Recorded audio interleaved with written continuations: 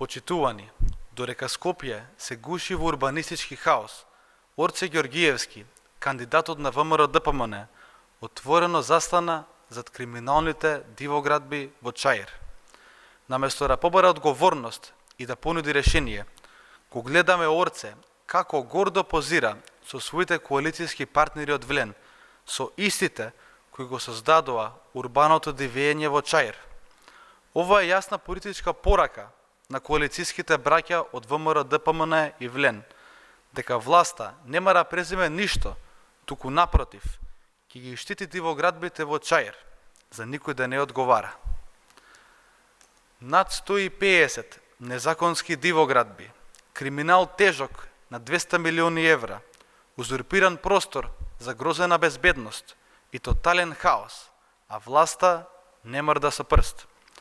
Скопските маала се претворија во бетонски џунгли, нема место за паркирање. Децата нема каде да играат, граѓаните се измамени, купуваат сомнителни станови, без соодветни документи, без правна сигурност.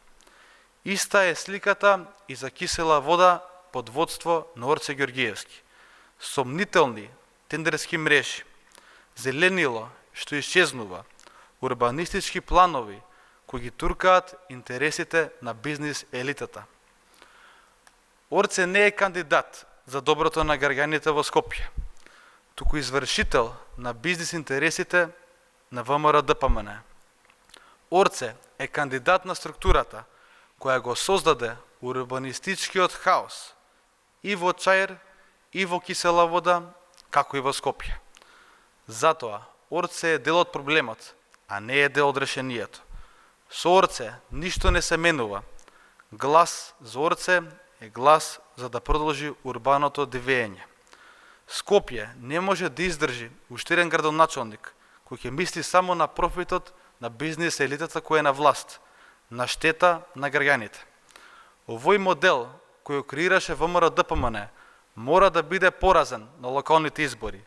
Скопје е град во кој граѓаните треба да живеат, а не партиска територија за богатење на поединци на власт.